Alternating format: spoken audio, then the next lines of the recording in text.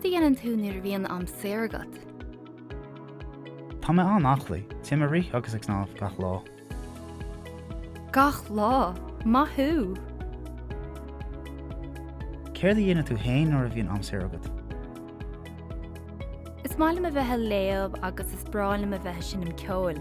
Tá sim mhór gom sa cheol.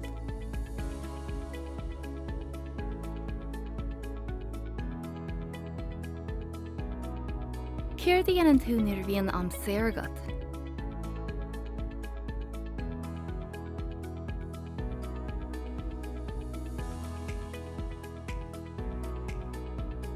Tá mé an achlaí, tí mar rí agus ag snámh gach lá.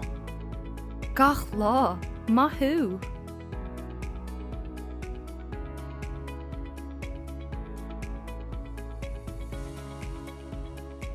Céir dhéanann tú hain nuair a bhíonn amsair agat? Is mála a bheitthe léamh agus is brála a bheitthe sin am ceol. Tá sim mhór gom sa cheol.